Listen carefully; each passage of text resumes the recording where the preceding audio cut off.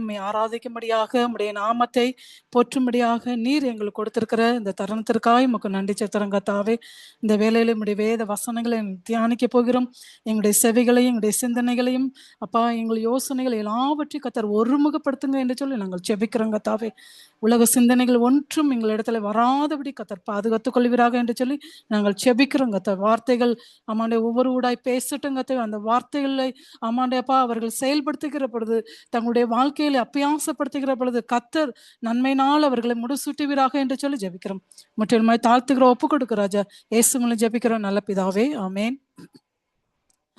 நாம் இந்த வேளையிலும் ஏசாயா 43 அதிகாரம் 19 வசனத்தை நாம் வாசிப்போம். ஏசாயா 43 அதிகாரம் 19 வசனம். இதோ நான் புதிய காரியத்தை செய்கிறேன், இப்பொழுதே அது தோன்றும், நீங்கள் அதை அறியீர்களா? நான் வனாந்தரத்திலே வழியையும் அவாந்தர வெளியிலே ஆறுகளையும் உண்டாக்குவேன். ஆமேன். ஆமென். நான் வனாந்தரத்திலே வழிகளையும் அவாந்தர வெளிகளே ஆறுகளை உண்டாக்குவேன் என்று சொல்லி கர்த்தர் சொல்றாரு.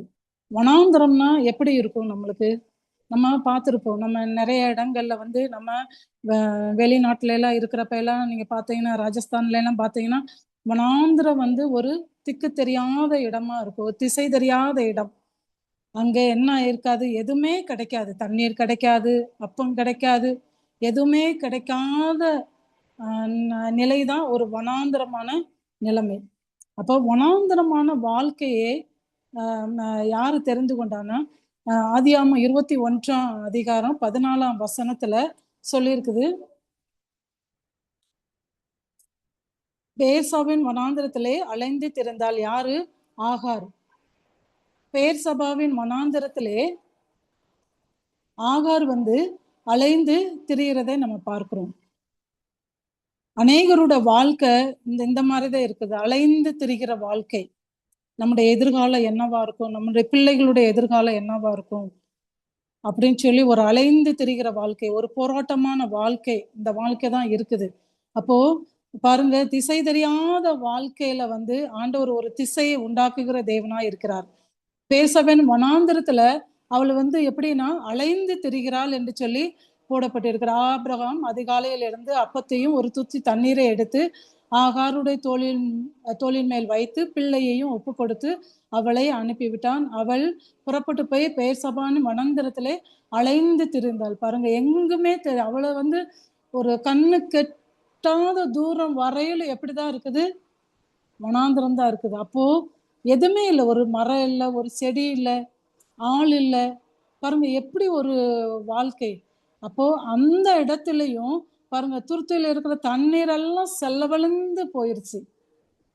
செலவழிந்து போய் அவள் பிள்ளை ஒரு செடியின் கீழே அப்ப அழுகிற சத்தத்தை, பிள்ளை சாகிறதே நான் பார்க்க மாட்டேன் என்று சொல்லி எதிராக அம்பு பாயும் தூரத்திலே உட்கார்ந்து சத்தமிட்டு அழுதாள். பாருங்க, வனாந்திரத்துல அழுகிற பொழுது யாராவது இருப்பாங்களாங்க? அந்த சத்தத்தை கேட்பாங்களா? அழுகிற சத்தத்தை யாருமே கேட்க மாட்டாங்க. அப்படிதான் இருக்குது வனாந்தரமான வாழ்க்கை. அந்த வனாந்தரமான வாழ்க்கையில வந்து எப்படின்னா ஒரு வேதனை நிறைந்த வாழ்க்கை, யாருமே நம்மளை பத்தி அறிய முடியாத ஒரு வாழ்க்கை.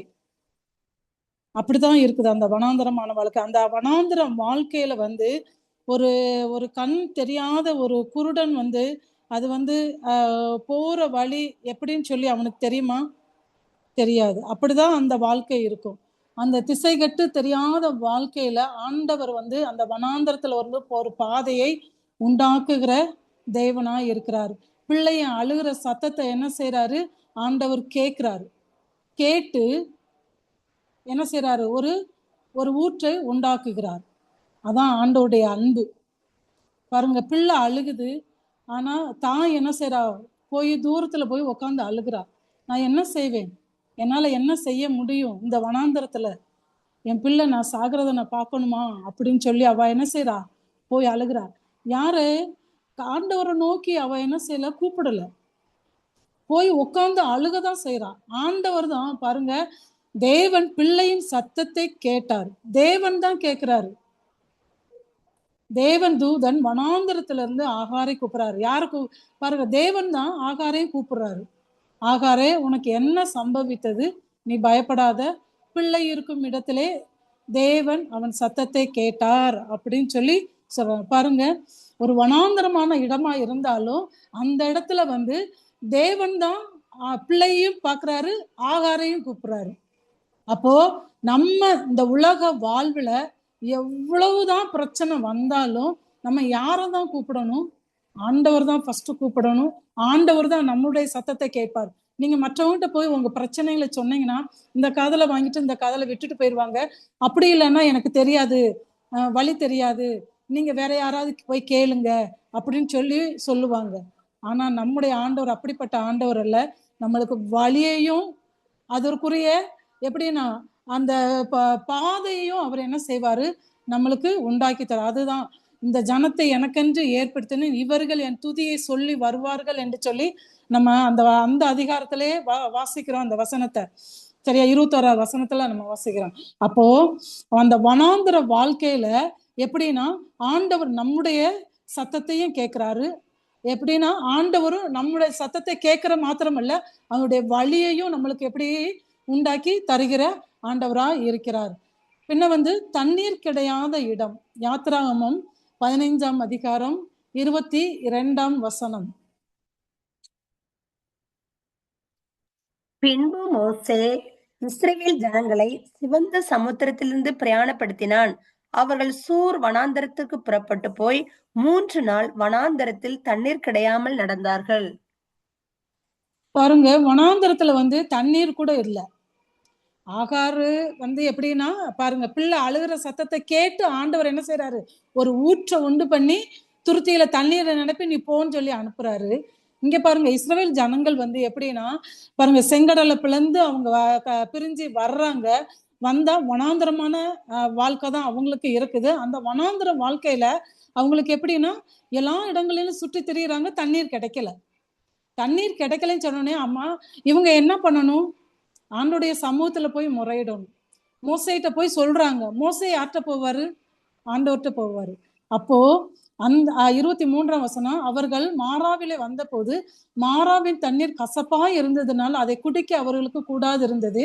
அதனால் அவ்விடத்துக்கு மாறா என்று பெயரிட்டார்கள். பாருங்க, அப்பொழுது ஜனங்கள் மோசேக்கு விரோதமாய் முறுவிறுத்து எண்ணத்தை குடிப்போம் என்றார்கள். பாருங்க, மோசேட்ட போய் இவங்க என்ன செய்யறாங்க, முறையிட. கர்த்தர்கிட்ட போய் முறையிடல, மோசேட்ட போய் என்ன செய்யறாங்க, முறையிறாங்க. மோசே தான் அழைத்து கொண்டு வர்றாரு. ஆனா கர்த்தர் வந்து அவங்க கிட்ட வந்து எப்படின்னா 10 வாதைகள் மூலமாய் அவங்க கிட்ட வந்து நான் தான் தேவன், நான் தான் உங்களை உண்டாக்குனேன், உங்களை வழிநடத்துகிற ஆண்டவர் நான் தான் அப்படி சொல்லி ஆண்டவர் வந்து அவர்களுக்கு எல்லா காரியத்திலையும் அவங்களுக்கு என்ன செய்யறாரு, உணர்த்தி கொடுக்கிறாரு.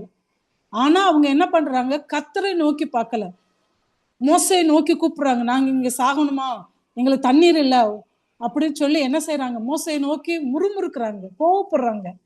நம்ம இந்த தண்ணீர் இல்லாத இடங்களில நாம் இந்த வனாந்திரத்தை வாழ்கிற பொழுது இது ஒரு வனாந்திரமான வாழ்க்கை நம்மளுக்கு. இந்த வனாந்திர வாழ்க்கையில நம்ம எப்படி இருக்கணும்னா ஆண்டவரை நோக்கி மட்டும்தான் நம்ம என்ன செய்யணும், கூப்பிடணும். ஆண்டவர் தான் என்ன செய்யறாரு, மாறாவின் தண்ணீரை அந்த மதுரமாக மாற்றுகிற தேவனாய் இருக்கிறார். அப்படியாக நம்முடைய வாழ்க்கையில வந்து மாறா போன்ற இருக்கிற காரியங்கள், எல்லா காரியங்கள் என்னென்ன கசப்பான, நம்முடைய உடன் பிறந்த சகோதரர்கள் மத்தியிலே ஒரு கசப்பான வாழ்வு, கணவன் மனைவி இடத்திலே ஒரு கசப்பான வாழ்வு, கோபமான வாழ்வு, இப்படிப்பட்ட வாழ்வுகள் நம்ம இடத்துல இருந்து ஆண்டவர் என்ன செய்யறாரு, குடும்பத்தில இருந்து பிள்ளைகள் இருந்து அகற்றி போட்டு எப்படி மதுரமான ஒரு இனிப்பான வாழ்வை நம்மளுக்கு ஆண்டவர் எப்படின்னா கட்டளையிட்டு கொடுக்கிற தேவனாய் நம்முடைய ஆண்டவர் இருக்கிறார்.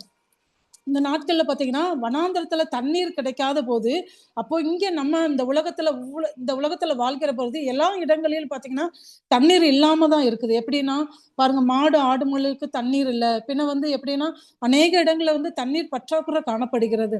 அப்படி இருக்கிற இடத்துல ஜனங்கள் வந்து மரித்து போற நிலைமை தான் இருக்குது. அந்த தண்ணீரை வந்து சேமிச்சு வைங்க அப்படின்னு சொல்லி சொல்றாங்க. பாருங்க, தண்ணீர் பஞ்சம் கூட வரும் அப்படின்னு சொல்லி சொல்றாங்க கடைசி காலத்துல.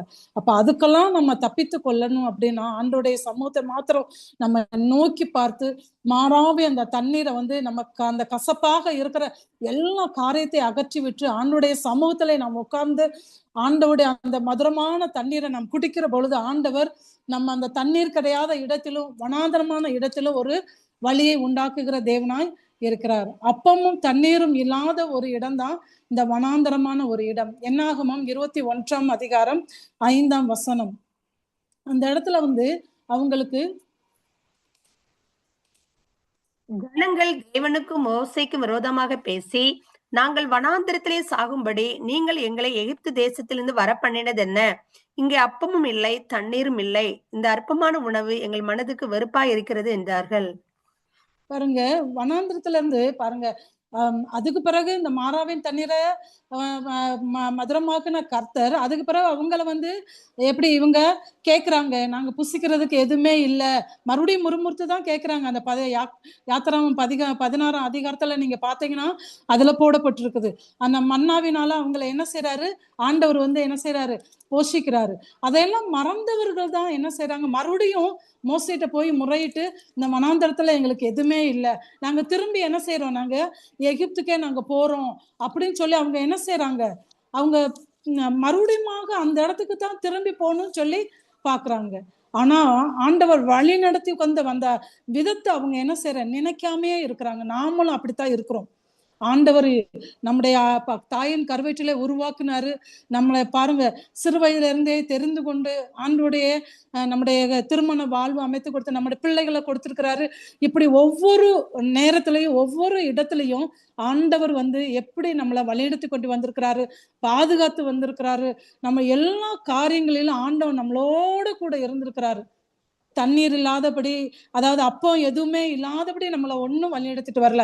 எல்லாமே ஆண்டவர் நம்மளுக்கு என்ன செய்திருக்கிறாரு, தந்திருக்கிறாரு. எல்லாமே நம்மளுக்கு எப்படி ஆண்டவர் அவ்வொரு விதமாக நம்மளுக்கு என்ன செஞ்சிருக்கிறாரு, ஆசீர்வாதத்தை கட்டளையிட்டு கொடுத்திருக்கிறாரு. ஆனா நாம என்ன செய்யறோம், மீண்டுமாக என்ன செய்யறோம், ஏசப்பா எங்களுக்கு இது இல்லை அது இல்லை அப்படின்னு சொல்லி நம்ம என்ன செய்யறோம், முறுமுறுக்கிறவர்களா தான் நம்ம இருக்கிறோம். அப்படிப்பட்ட நிலைமை நம்ம கிட்ட இருக்குமானால் அது எல்லாவற்றையும் நம்ம என்ன செய்யணும், அகற்றி விட்டு ஆண்டோடைய சமூகத்தை மாத்திரம் நம்ம நோக்கி பார்க்கிறவர்களாய் இருக்கணும். இந்த நாட்கள்ல பார்த்தீங்கன்னா சென்ற வருஷத்துல எல்லாம் இந்த இஸ்ரேல் காசா பகுதியில எல்லாம் பயங்கர பிரச்சனை ஏற்பட்டு உணவு பஞ்சம் பாருங்க. அந்த ட்ரீட்மெண்ட்டுக்கெல்லாம் அந்த ஹாஸ்பிட்டல் அந்த மருந்து ஊசி எதுவுமே இல்லாதபடி அநேக ஜனங்கள் பார்த்தீங்கன்னா மரித்து போனாங்க. அப்படியாக இந்த சூடான் நாட்டில எல்லாம் பார்த்தீங்கன்னா இன்னும் அந்த இடத்துல எல்லாம் உணவு பஞ்சம் இருக்குது, தண்ணீர் இருக்குது, தண்ணீர் பஞ்சம்லாம் இருக்குது. அப்படிப்பட்ட நாடுகளுக்காக நாம் ஜெபிப்போம். அந்த இடத்துல உள்நாட்டு கலவரம் கூட இன்னும் நடந்துகிட்டு இருக்குது. ஆண்டவர் அந்த தேசத்துக்கெல்லாம் ஒரு சமாதானத்தை கத்தர் கட்டளையிட்டு கொடுக்கும்படியாக நான் ஜெபிப்போம். இந்த இந்த ஜனவரி ஃபர்ஸ்ட்ல கூட பார்த்தீங்கன்னா ஈரானுக்கும் அமெரிக்காவுக்கும் சண்டை வர்ற நிலைமையில 3ஆம் யுத்தம் எழும்புமோ என்று சொல்லி அஞ்சப்பட்ட நிலைமையில ஆண்டவர் நோக்கி எத்தனையோ ஜனங்கள் கண்ணீர் சிந்தி ஜெபித்தாங்க. ஏன்னா அது வந்துச்சுன்னா இன்னும் பயங்கர பொருளாதார சீரழிவு ஏற்படும். இன்னும் அதாவது வந்து விலைவாசி உயர்வு ஏற்படும். அநேகர் இன்னும் வந்து எப்படின்னா பஞ்சத்தினால தள்ளப்படுவாங்க. அப்படிப்பட்ட நிலைமைகள் ஆண்டவர் வராதபடி கத்தர் அவரை நோக்கி கூப்பிட்ட பிள்ளைகளுக்கு அவர் என்ன செய்யறாரு, எல்லாவற்றையும் ஆசீர்வாதமாக கத்தர் மாற்றி தருகிற, அப்பமும் தண்ணீர் கொடுக்கிற ஒவ்வொரு நம்ம எல்லாரும் ஒவ்வொரு தேசத்துல இருக்கிறோம். அந்தந்த தேசத்துல ஆண்டவர் நம்மளையே ஆசீர்வத்து கொண்டு வந்திருக்கிறார். அப்படியாக இன்னுமாக வனாந்திரத்தில் பெரும் காற்று காணப்படுகிறது. யோபு 1ஆம் அதிகாரம் 19ஆம் வசனம். அதுல பாத்தீங்கன்னா யோபு அதாவது எப்படின்னா கத்தருக்கு உண்மையில உத்தமமுள்ள மனுஷனா அப்படி யோபு இருக்கிறாரு. அந்த மனுஷனை சாத்தான் என்ன செய்யறா, தொடுவதற்கு கேட்டுக்கொள்றான் பாருங்க. சாத்தான் தான் கேட்டுக்கொள்றான். ஆனா ஆண்டவர் அனுமதிக்கல, ஆண்டவர் அனுமதிக்கவே இல்லை. பாத்தீங்கன்னா 19ஆம் வசனத்துல வனாந்திரம் வழியாய் பெருங்காற்று வந்து அந்த வீட்டின் மேல் 4 முளைகளில் அடிக்க அது பிள்ளையின் மேல் விழுந்ததினால் அவர்கள் இறந்து போனார்கள். நான் ஒருவர் மாத்திரம் தப்பி நான் உமக்கு அறிவிக்கும்படி வந்தேன் என்று சொல்லி சொல்றாங்க. பாருங்க, அந்த வனாந்தரத்துல பெருங்காற்று ஒவ்வொன்னா போகுது யோபுக்கு. பாருங்க, ஆடு மாடு போகுது, பவுஞ்சாய் ஒட்டகங்கள் எல்லாமே போனாலும் நான் மாத்திரம் இருக்கேன் ஆண்டவரே, நான் நிர்வாணியா வந்தேன், நான் நிர்வாணியா போறேன், என்னை எடுத்துக்கங்க அப்படின்னு சொல்லி ஆண்டவர் பார்த்த தாழ்மையோடு ஆண்டவர் பாதத்துல அமர்ந்து இருக்கிறாரு பாருங்க. அப்படிப்பட்ட நிலைமையிலும் ஆண்டவர் என்ன செய்யறாரு, யோபின் முன்னிலைமையை பார்க்கல பின்னிலைமை ஒவ்வொரு கட்டத்திலையும் பாருங்க. ஆண்டவர் 4 ஃப்ரெண்ட்ஸ் வர்றாங்க, யோபு வந்து அவங்களுடைய வார்த்தையினால தேற்றல. ஆனா யோபு வந்து குத்தி குத்தி தான் பேசுறாங்க. நீ இந்த பாவம் செஞ்சிருப்ப, அப்படி செஞ்சிருப்ப, இப்படி செஞ்சிருப்ப அப்படின்னு சொல்லி. நம்மளும் இந்த உலக காரியங்கள்ல பாத்தீங்கன்னா எத்தனைதான் சோதனை வந்தாலும் மற்றவங்களை குறித்து நம்ம என்ன செய்ய குறை கூறுகிறவர்களாக காணப்படும். நம்முடைய நிலைமை எப்படி இருக்கு? ஏசப்பா என்னோட இடத்துல என்ன குறை இருக்கு? அதை என்னிடத்துல வெளிப்படுத்துங்க. அதை நான் சரி செய்து நம்முடைய சமூகத்துல இன்னும் மீண்டுமாய் யோபு வந்து பாத்தீங்கன்னா தன்னுடைய நண்பர்களுக்காக ஜெபித்தாரு. அந்த நண்பர்களுக்காக ஜெபித்ததுனால அவங்க பாவம் நீக்கப்பட்டு அவங்களும் ஆசீர்வதிக்கப்பட்டு யோபும் வந்து இரட்டத்தனியான ஆசீர்வாதத்தை பெற்றுக்கொண்டாரு. அதே போல நாமும் இந்த வனாந்திரமான வாழ்க்கையில அப்பவும் தண்ணீர் கிடையாத வாழ்க்கை, அதே போல தண்ணீர் இல்லாத இடம், பின்ன திசை தெரியாத ஒரு இடமா இருந்தாலும் அந்த இடத்துலயும் ஆண்டவர் அந்த வனாந்திர வாழ்க்கை யாருக்கு உண்டாக்குறாருன்னா கைவிடப்பட்ட நிலைமையில இருக்கிற பிள்ளைகளுக்கு உருவாக்குறாரு. ஆகார் வந்து தன்னுடைய பிள்ளையினால என்ன செய்யறாரு? கைவிடப்பட்ட நிலைமையில அதாவது வந்து தன்னுடைய சாராளால கைவிடப்பட்ட நிலைமையில அங்க போய் என்ன செய்யறாங்க? இருக்கிறாங்க. ஏன்னா ஒரு துருத்தி தண்ணீரையும் அப்பவும் நீ அவட்ட கொடுத்து நீ அனுப்பிவிடு அப்படின்னு சொல்லி சொல்றாங்க. பாத்தீங்கன்னா ஆபிரகாம் அனுப்பி வச்சுட்டாரு. பாத்தீங்கன்னா அந்த இடத்துல வந்து யாரால? சாராளாலே கைவிடப்பட்டாரு, ஆபிரகாமாலையும் கைவிடப்பட்ட நிலைமையில வனாந்திரத்துக்கு வனாந்திரத்துக்கு போனாலும் சங்கீதம் 9ஆம் அதிகாரம் 10ஆம் வசனத்துல என்றுமே கைவிடாத தேவன் நம்மோடு இருக்கிறார். அப்போ அவளோடு இந்த ஜாதியை பெரிய ஜாதி ஆக்குவேன் அப்படின்னு சொல்லிதான் ஆண்டவர் என்ன செய்யறாரு? ஏசாவை கொடுக்கிறாரு. அப்படித்தான் பாத்தீங்கன்னா அந்த ஜாதியை வந்து பெரிய ஜாதியாக்கி இந்த நாட்களில கல்ஃப் தேசம் எல்லாமே எப்படின்னா ஏசா தான். தெரியுமா? அது கல்ஃப் தேசம் முழுவதும் அதுதான் ஏசா தேசம் தான். கைவிடாத தேவனாய் என்றும் கைவிடாத தேவனாதான் அந்த தேசத்தை ஆண்டவர் வைத்திருக்கிறார். அப்படியாக நம்மளும் ஒரு சில இடங்களை நம்ம கைவிடப்பட்டோமோ, நம்முடைய பிள்ளைகளால, நம்முடைய பெற்றோர்களால, இந்த நாட்கள்ல வந்து பெற்றோர்கள் பிள்ளைகளால கைவிடப்பட்டு தெருக்களிலும் அநாதை இல்லங்களிலும் அப்படியாக இருக்கிறாங்க. அதெல்லாம் நம்ம பார்க்கிற பொழுது உண்மையிலே நம்முடைய பெற்றோர்களை நேசிக்கிறவர்களாக, நம்முடைய உடன்வந்த சகோதர சகோதரிகளை நேசிக்கிறவர்களாக, மற்றவர்களை நேசிக்கிறவர்களாக நம்ம என்ன செய்யணும்? நம்ம இருக்கணும். அப்படிதான் ஆண்டவர் சொல்லியிருக்கிறார், கைவிடாத தேவன் என்று சொல்லியிருக்கிறார். அதே போல ஏசாயா 42:16 பாத்தீங்கன்னா, நான் குருடனை வழிநடத்தி எல்லா நிலைகளிலும் அவர்களை கைவிட மாட்டேன் என்று சொல்றார். இது கைவிடாத தேவன். அதை வந்து எப்படி சொல்றாருன்னா, நான் கைவிடவே மாட்டேன் அப்படின்னு சொல்லி சொல்றாரு. கைவிடாத தேவனாய் இன்றும் நம்மோடு கூட இருக்கிறாரு. அவர் நேற்றும் இன்றும் என்றும் மாறாத தேவனாய் இருக்கிறாரு. பின்ன வந்து அடிமைத்தனத்திலிருந்து உட்பட்டவர்களுக்கு ஆண்டவர் என்ன செய்யறாரு? ஒண்ணு வனாந்திர வாழ்க்கையை உண்டாக்குகிற தேவனாய் இருக்கிறார். ஆகார் வந்து 16:6 வந்து வனாந்திர வாழ்க்கையை அடிமைத்தன ஒரு வாழ்க்கை. ஆகாரு யாரு? சாராய் வந்துதான் இந்த அடிமை பெண்ணோட சேரும் என்று சொல்லி ஆபிரகாமுக்கு கொடுத்தது. ஆனா பாத்தீங்கன்னா பெருமை வந்து ஆகார்ட்ட இருந்ததுனாலதான் சாராய் வந்து என்ன சொல்றான்?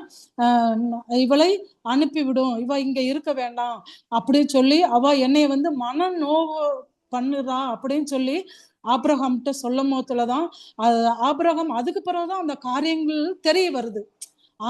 சாராய வந்து ஆகார் வந்து எப்படின்னா ஒரு அற்பமா நினைக்கிற காரியம். அப்படி அந்த ஒரு காரியத்துல நினைக்கிற பொழுது பாருங்க, ஒரு சில காரியங்கள்ல நம்மளுக்கு ஆண்டவர் ஒரு சில காரியங்கள்ல ஒரு சில தாளந்துகள் நம்மளுக்கு ஆண்டவர் கொடுத்திருக்கலாம். ஆனா ஒரு சில பிள்ளைகளுக்கு அதெல்லாம் இருக்காது.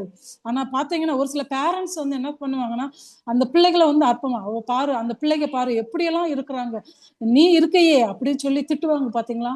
அப்படியெல்லாம் ஆண்டவர் நம்முடைய பிள்ளைகளை அப்படியெல்லாம் படிக்கவே இல்லை. ஏன்னா அவரவர்களுக்கு ஒவ்வொரு தாளந்து ஆண்டவர் என்ன செஞ்சிருப்பாரு? கொடுத்துப்பாரு. அந்த வழியில தான் நம்ம பிள்ளைகளை நடத்தணுமே ஒழிய மற்ற பிள்ளைகளை பார்த்து நம்ம பெருமைப்படக்கூடாது. பெருமைப்பட்டோம்னா நம்ம என்ன செய்வோம்? வீழ்ந்து போயிடுவோம். அதான் தாழ்மையிலவருக்கு தேவன் கிருபை அளிக்கிறார், பெருமையிலவருக்கு தேவன் எதிர்த்து நிற்கிறார் என்று சொல்லி பிறக்கிறார். அப்போ நம்ம எதுக்குமே பெருமைப்படாதபடிக்கு தாழ்மை சிந்தனையோடு நாம் இருந்தோமானால் ஆண்டவர் நம்மளை கைவிட மாட்டார், கைவிட மாட்டேன் அப்படின்னு சொல்லி சொல்றாரு. அப்புறம் வந்து பிசாசின் போராட்டங்களில சிக்குண்டவர்களுக்கு ஆண்டவர் விடுதலை கொடுக்கிற தேவனாய் இருக்கிறார். லூக்கா 8ஆம் அதிகாரம் 29ஆம் வசனம் பாத்தீங்கன்னா,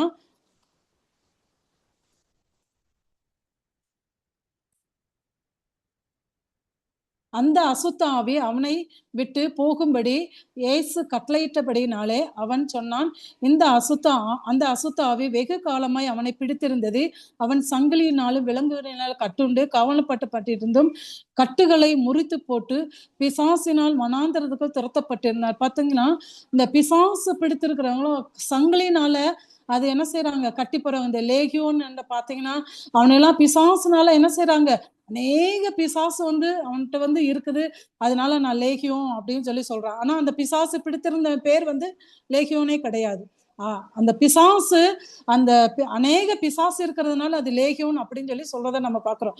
அதே மாதிரிதான் அநேக பிசாசுனால கட்டுண்டு இந்த நாட்களில இருக்கிறாங்க. விலங்குகளினாலும் கட்டுகளினாலும், அதாவது வியாதிகளினால கட்டுண்டு இருக்கிறாங்க. இந்த நாட்களில கேன்சர் வியாதினால கட்டுண்டு இருக்கிறவங்கள கத்தர் அடியோடு வேரோடு கத்தர் பிடுங்கி போட வல்லமையில விடுதலை கொடுக்கிற ஆண்டவராய் இருக்கிறார். அப்படிப்பட்ட ஆண்டவர் தான் பாருங்க, தங்களை பாதாளத்திலே போக கட்டளையிடாதபடிக்கு அவைகள் அவரை வேண்டிக் கொண்டன. அவ்விடத்தில் அநேக பன்றி கூட்டங்கள் மலையிலே மேய்ந்து கொண்டிருந்தது. அந்த பன்றிகளுக்குள் தங்களுக்கு உத்தரவு கொடுக்க வேண்டும் என்று அவரை வேண்டிக் கொண்டன. அவைகளுக்கு உத்தரவு கொடுத்தார். பாத்துங்க, அந்த பிசாசு பன்றிகளுக்குள்ளாக என்னை அனுப்பிடுங்க ஆண்டவரே. பிசாசு ஆண்டவருக்கு எப்படி பயப்படுது. நாமளும் என்ன செய்யணும், ஆண்டவருக்கு பயந்து நம் வாழ்கிற பொழுது பிசாசனுடைய காரியங்களோ, பிசாசனுடைய திட்டங்களோ, பிசாசன் எந்த கிரியைகளோ நம்முடைய குடும்பத்தையும் நம்முடைய பிள்ளைகளையும் ஒரு காலம் அணுகாது. நம்முடைய எல்லைகளை ஆண்டவர் பாதுகாத்து வைத்திருக்கிறார். அப்படிதான் ஆண்டவர் நம்மளுக்கு பிசாசினால் வருகிற உனக்கு விரோதமாய் உருவாக்கப்படும் எந்த ஆயுதம் வாய்க்காதே போகும் தான் சொல்லியிருக்கிறார். பிசாசினால் வருகிற எந்த போராட்டங்களும், எந்த கண்ணி வெடிகள், எந்த சிக்கல்களும் நமக்குள்ள வராதபடி ஆண்டவர் கைவிடாத தேவனாய், பாதுகாப்புள்ள தேவனாய் நம்மோடு கூட இருக்கிறார். கத்தரை விட்டு பின்வாங்குகிறவர்களுக்கு வனாந்தர வாழ்க்கை உண்டாகுகிறது. என்னாகும் 32ஆம் அதிகாரம் 15ஆம் வசனம். கத்தரை விட்டு நம்ம பின்வாங்கி போனோம்னா, நீங்கள் அவரை விட்டு பின்வாங்கினால் அவர் இன்னும் அவர்களை வனாந்திரத்தில் இருக்க பண்ணுவார். இப்படி நீங்கள் இந்த ஜனங்களை எல்லாம் அழிய பண்ணுவீர்கள் என்றார். கத்தரை விட்டு நம்ம பின்வாங்கி போகவே கூடாது. ஏன்னா அவர்தான் நம்மளுக்கு எல்லாமே. நம்ம ஒரு சில நேரங்களை பார்த்தீங்கன்னா நம்ம ஜெபிக்க முடியாது, வேத வாசிக்க முடியாது. அப்படிப்பட்ட நிலைமையில நம்ம என்ன செய்யறோம், இன்னும் ஒரு சில நேரங்கள்ல நம்ம பின்வாங்கி தான் போறோம். அப்போ நீ என் வேதத்தை மறந்துட்டேன்னா நான் உன்னை மறப்பேன்னு தான் ஆண்டவர் சொல்லியிருக்கிறாரு. அதே போலதான் நம்ம பிள்ளைகள்கிட்டையும் நம்ம சொல்லணும், நீ ஆண்டவருடைய வேத வசனத்தை நீ தினந்தோறும் வாசி, படி. பைபிளை என்ன செய்ய, வாசித்துக்கிட்டே இரு.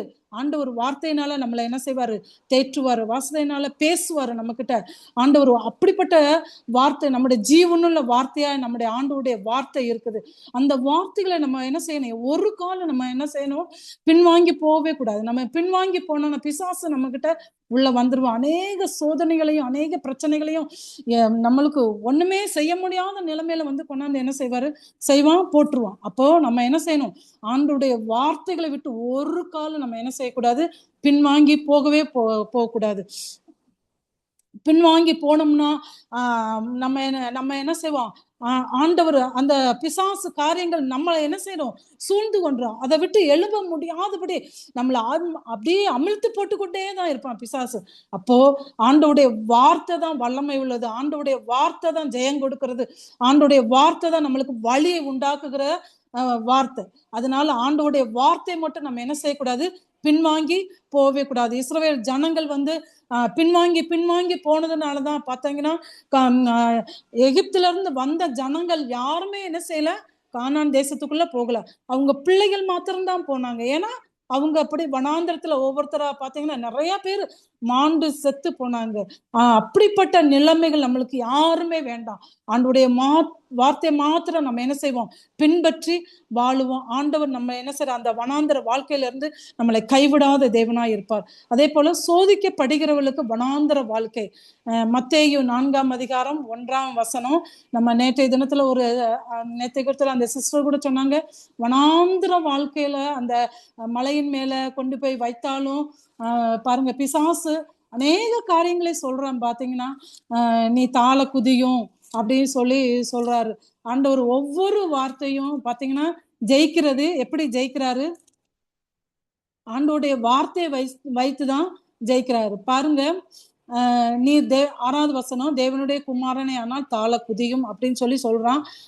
அதுக்கு கர்த்தர் சொல்றாரு, உம்முடைய பாதம் கல்லில் இடதாபடி அவர்கள் உம்மை கைகளில் ஏந்தி கொண்டு போவார்கள் என்பதா எழுதி இருக்கிறதே அப்படின்னு சொல்லி சொல்றான். பாருங்க, ஆண்டவரை உப்பருகை மேல கொண்டு போய் நிப்பாட்டினாலும் ஆண்டவர் எதை வச்சு? ஆண்டுடைய வார்த்தை, தேவனுடைய வார்த்தையை வைத்துதான் 4ஆம் வசனம் அவரு பிரதித்திரமாக மனுஷனுடைய அப்பத்தினால் மாத்திரமல்ல தேவனுடைய வாயிலிருந்து புறப்படுகிற ஒவ்வொரு வார்த்தைனாலும் பிழைக்க முடியாது செய்கிறார். அதான் கர்த்தருடைய வார்த்தையை வைத்துதான் ஆண்டவராய் இயேசு கிறிஸ்து பிசாசை என்ன செஞ்சாரு? ஜெயிச்சாரு. அதே போலதான் ஆண்டவருடைய வார்த்தை, இந்த வனாந்திர வாழ்க்கையில ஆண்டவருடைய வார்த்தையை மட்டும்தான் நம்ம வைத்து நாம பிசாசை நம்ம ஜெயிக்க முடியும். அதான் மறுபடியும் பாருங்க, 8ஆம் அதிகாரம், பிசாசு அவரை மிகவும் உயரமான மலையின் மேல் கொண்டு போய் நிறுத்தின பொழுதும் இந்த ராஜ்யத்தெல்லாம் உனக்கு கொடுக்குறேன் அப்படின்னு சொல்லி சொல்லும் போதுல நீ சாஷ்டாங்கமாய் விழுந்து பணியும் அப்படின்னு சொல்லி ஆனா இவைகள் எல்லாம் உமக்கு தெரியும். அதுக்கு இயேசு சொல்றாரு, அப்பளே போ சாத்தானே, உன் தேவனாய கர்த்தரை பணிந்து கொண்டு அவர் ஒருவருக்கே ஆராதனை செய் அப்படின்னு சொல்லி சொல்றாரு. அதாவது ஆண்டவராய் இயேசு கிறிஸ்துவும் அந்த பிசாசை ஜெயிக்கிறதுக்கு ஆண்டவருடைய வார்த்தை, பிதாவின் வார்த்தையை மாத்திரம் சொல்லி ஆண்டவராய் இயேசு கிறிஸ்து இந்த உலகத்தை என்ன செய்யறாரு? ஜெபித்தாரு. அதே போல வனாந்திர வாழ்க்கை எவ்விதமாய் வழியை உண்டு பண்ணும் பாத்தீங்கன்னா, முதலாவது வனாந்திர வாழ்க்கை நம்மளுக்கு தண்ணீர் இல்லாத இடமா இருக்கும். பின்ன அப்பம் தண்ணீர் இல்லாத இடமா இருக்கும். அப்படிப்பட்ட வாழ்க்கையில ஆண்டவர் இந்த வனாந்திர வாழ்க்கை யாருக்கு கொடுக்கிறாருன்னா, கைவிடப்பட்ட நிலைமையில இருக்கிறதுக்கு கொடுக்கிறாரு. அந்த கைவிடப்பட்ட நிலைமை நம்மளுக்கு கிடையாது.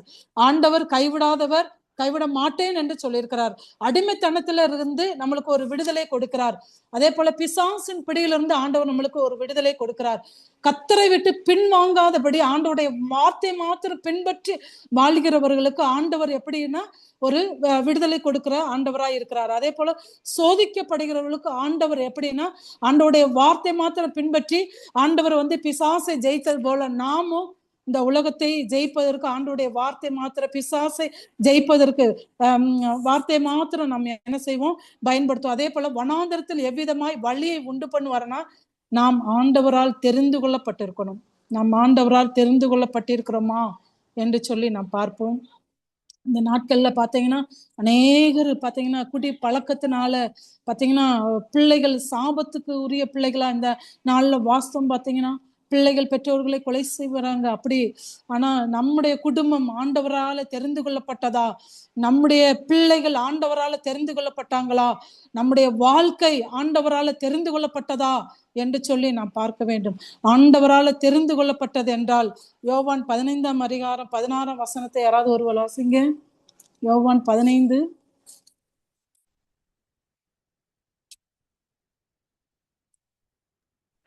நீங்களே 16.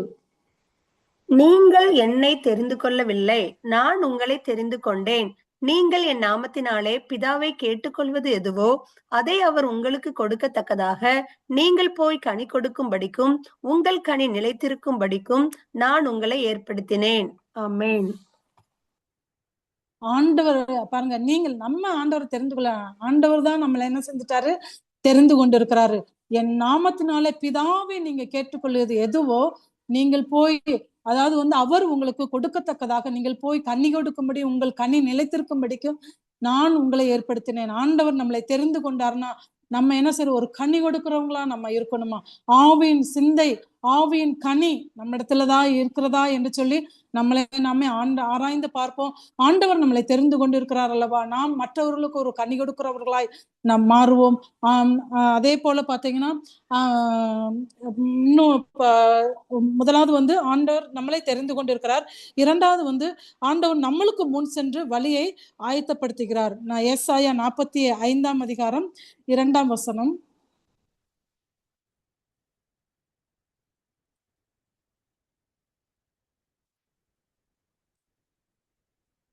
நானும் உனக்கு முன்னே போய் கோணலானவே செவ்வையாக்குவேன் அப்படின்னு சொல்லி சொல்றாரு.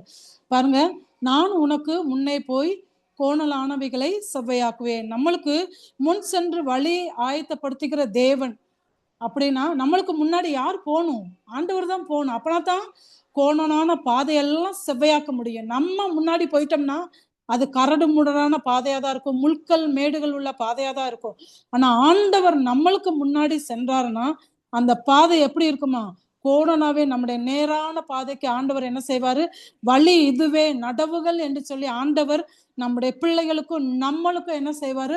ஆண்டவர் வழியை ஆயத்தம் பண்ணி கொடுப்பார். அப்படியாக மூன்றாவது காரியமாக அக்கினியை அனுப்பி சத்துருக்களை அகற்றி தடைகளை நீக்கி நம்மளுக்கு வழியை உண்டாக்குகிற தேவனா இருக்கிறார். வனாந்திரத்திலே வழியை உண்டாக்குகிற தேவனா இருக்கிறார். சங்கீதம் 97 அதிகாரம் 3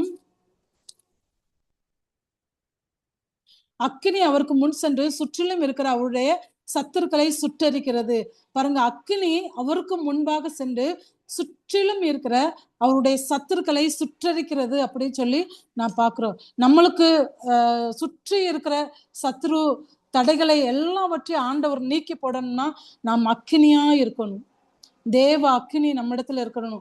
ஆண்டவுடைய பிரசன்னம் நம்ம குடும்பத்துல இருக்கணும். ஆண்டவுடைய அந்த மகிமை நம்ம இடத்துல காணப்படணும். அப்பனாதான் சத்துருக்களை முறியடிக்க முடியும், தடைகளை உடைத்தெறிய முடியும், நம்முடைய வாழ்க்கை சீரா அமையும். அதை இமைப்பொழுது உன்னை ஆனாலும் உருக்கமான இறக்கலாம் உன்னை சேர்த்துக்கொள்வேன். நம்முடைய கைவிடாத தேவன் இமைப்பொழுது கைவிட்டாலும் நம்ம பாருங்க, ஒரு செகண்ட் ஆண்டா நம்மளை கைவிட்டாருன்னா ஒண்ணுமே இல்லை. நம்மளாம் உண்மையிலே மண்ணுக்கு மண்ணா சாம்பலுக்கு சாம்பலா தான் போவோம். ஆனா ஆண்டவர் எப்படி இமைப்பொழுது ஆனால் உருக்கமான இருக்கிற சேர்த்துக்கொள்வேன்னு சொல்ற. நம்முடைய சத்துருக்கள் பிடியிலிருந்து நம்மளை விடுதலையாக்குகிற கர்த்தர் அவர் ஒருவர் மாத்திரம்தான் வழியை உண்டாக்கக்கூடிய ஆண்டவராய் இருக்கிறார். ஆண்டவராய் இயேசு கிறிஸ்து தான் நம்மளுக்கு வழியும் சத்தியமும் ஜீவனுமாய் இருக்கிறார். அநித்தியமான இந்த பாவ சந்தோஷத்தை உதறி தள்ளிவிட்டு நம்முடைய வாழ்க்கை, இந்த வனாந்தர வாழ்க்கை ஆண்டவருக்கு நேராய் திருப்பப்படும் போது ஆண்டவர் நம்மளை தெரிந்து கொண்டிருக்கிறார்.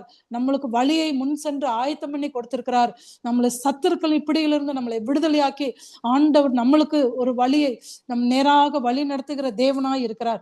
1 பேதுரு 2 அதிகாரம் 21 ஒருவர் வாசிக்கலாம். 1 பேதுரு 2 அதிகாரம் 21 இதற்காக நீங்கள் அழைக்கப்பட்டும் இருக்கிறீர்கள். ஏனெனில் கிறிஸ்து உங்களுக்காக பாடுபட்டு நீங்கள் தம்முடைய அடிச்சுவடுகளை தொடர்ந்து வரும்படி உங்களுக்கு மாதிரியை பின்வைத்து போனார். ஆண்டவருடைய அடிச்சுவடுகளை பின்பற்றும்படியாக ஆண்டவர் அடிச்சுவடு எப்படி நம்ம பார்த்தோம் இல்லையா? பிலிப்பியர்ல நம்ம பார்க்கிறோம் இல்லையா? கிறிஸ்து இயேசுல இருந்தே சிந்தையே நம்மளில் இருக்கணும். அவர் தேவனுடைய ரூபமாய் இருந்த தேவனுக்கு சமமாய் இருக்கிற கொள்ளையாடின பொருளாயில தம்மைத்தாமே வெறுமையாக்கி அடிமையின் ரூபம் எடுத்து மனுஷ சாயலானார். அவர் மனுஷ ரூபமாய் காணப்பட்டு மரண பரியந்தம், அதாவது சிலுவையின் மரண பரியந்தம் தம்மை கீழ்ப்படிந்தவராக்கி தம்மை தாமே தாழ்த்தினார் என்று சொல்லி பார்க்கிறோம். ஆதலால் தேவன் எல்லாவற்றிற்கு மேலாக அவரை உயர்த்தி வைத்து இயேசுவின் நாமத்தில் வானோர் பூதலத்தோர் பூமியின் கீழானோருடைய முழங்கால் யாவும் உடம்பழைக்கும் பிதாவாகிய தேவனுக்கு மகிமையாக இயேசு கிறிஸ்து கர்த்தரே தேவன் என்று நாவுகள் யாவும் அறிக்கை பண்ணும்படிக்கு எல்லா நாமத்திற்கு மேலான நாமத்தை அவரு நம்மளுக்கு என்ன செஞ்சிருக்கிறாரு? தந்திருக்கிறார். நம்மை தாழ்த்துவோம், ஆண்டோடைய வழியை பின்பற்றுவோம். ஆண்டவர் பெரிய காரியங்களை நம்மளுக்கு செய்வாராக. இந்த வனாந்திர வாழ்க்கையிலே ஆண்டவர் பெரிய பாதையை உண்டாக்குகிற தேவனாய் இருக்கிறார். ஆண்டவர் தாமே ஆசீர்வதிப்பாராக. ஆமென். ஜெபிப்போம். எங்களை அதிகமாய் நேசிக்கிற எங்கள் பரலோக பிதாவே, நன்றியோடு துதிக்கிறோம், ஸ்தோத்திரிக்கிற ராஜா. நான் வனாந்திரத்திலே வழியையும் வனாந்திர வெளியிலே ஆறுகளை உண்டாக்கி நான் ஏதோ புதிய காரியத்தை செய்கிறேன் என்று சொன்ன தகப்பன், ஒவ்வொரு பிள்ளைகளுடைய வாழ்விலும் கர்த்தர் புதிய காரியத்தை செய்து அமேன் ஆண்டவரே. அப்பா, அந்த புதிய வருடத்திலும் கர்த்தாவே ஆமாண்டே, நாங்கள் எந்த இலக்கை அடைய வேண்டும் என்று என் தேவன் எங்களுக்கு வைத்திருக்கிறோ அந்த இலக்கை அடைந்து கர்த்தருடைய நாமத்திற்கு நாங்கள் மகிமையாய் கர்த்தர் விளங்கும்படியான கிருபைகளை தாருங்க என்று சொல்லி நாங்கள் செபிக்கிறோம் கர்த்தாவே. அமேன் ஆண்டவரே. அப்பா, வந்திருக்கிற ஒவ்வொரு பிள்ளைகளையும் ஆமாண்டே வனாந்திரமான வாழ்க்கை இருக்குமானால் வனாந்திர வாழ்க்கையில பிள்ளைகளுக்கு ஒரு வழியை உண்டாக்குங்க என்று சொல்லி ஜெபிக்கிறோம். புதிய காரியத்தை கர்த்தர் செய்யுங்க என்று சொல்லி நாங்கள் செபிக்கிறோம் கர்த்தாவே.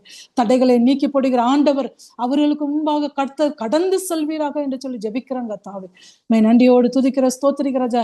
கேட்டிருக்கிற வார்த்தைகள் கர்த்தாவே 1, 30, 60, 100 பலன் கொடுக்கக்கூடிய கிருபைகளை தாருங்க என்று சொல்லி நாங்கள் ஜெபிக்கிறோம். எங்களை வெறுமாக்கிறோம், மாத்திரம் உயர்த்துகிறோம். இயேசுவின் ஜெபிக்கிற நல்ல பிதாவே, ஆமென்.